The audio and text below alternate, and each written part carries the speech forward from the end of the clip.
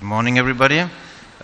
It's a great pleasure and privilege for me being able to be here today with you to celebrate and also keep alive and drive on the legacy of Asma, Jahangir.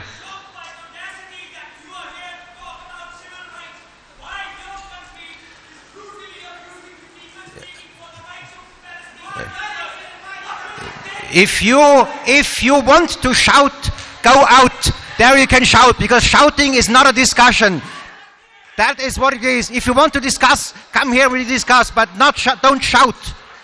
Shouting is not a behavior. Shame on you. So, I would actually...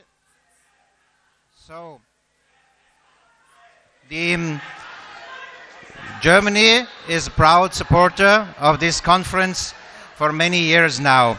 And I wanted to talk a little bit about the theme of this conference, which is the role of judiciary in safeguarding civil rights.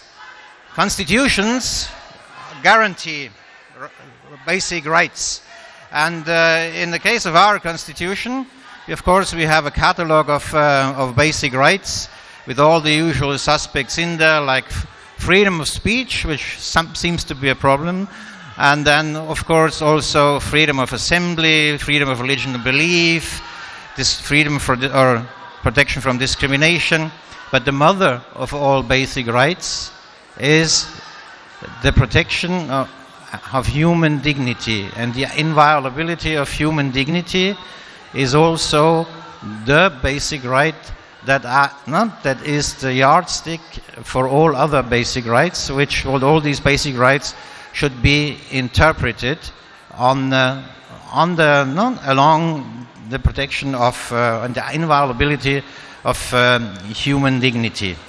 This actually brings us in a commonality with Pakistan, because there are not too many countries in the world that have an explicit guarantee of the inviolability of human dignity. Apart from Pakistan and Germany, it's only, as far as to my knowledge, two more other countries.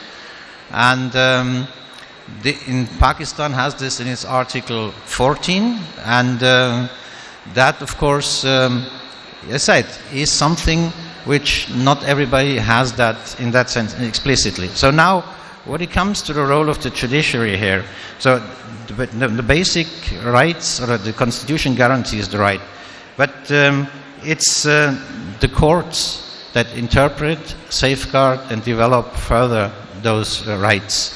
And in our case, is also the Constitutional Court, who explicitly says that basic rights have to be, or is the guardian of those rights, and therefore puts in the safeguard that, how to put that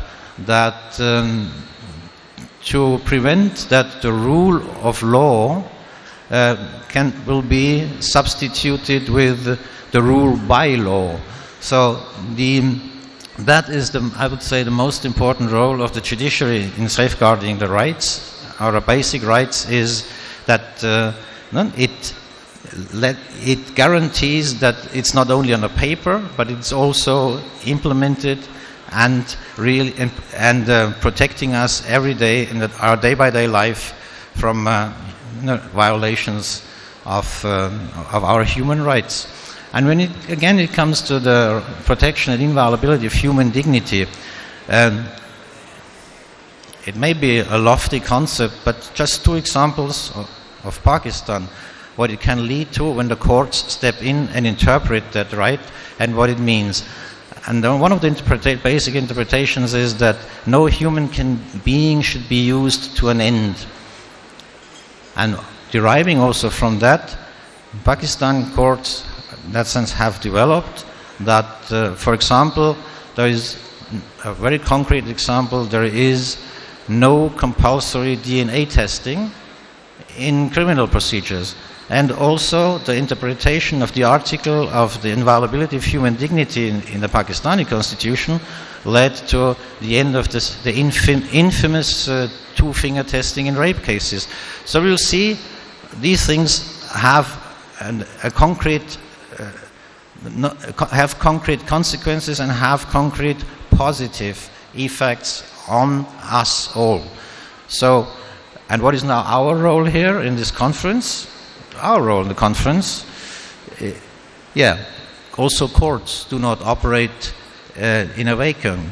Courts need input, courts need inspiration, and this intellectual discussions here and the academic discussions here and the things that are developed here serve for the courts to draw inspiration, and very often all these, the results of such conferences and of academic writing are used and are also incorporated in the court's ruling when protecting and developing basic and human rights. So I think it's a useful exercise that we are here, and I wish us all fruitful discussions. Thank you very much.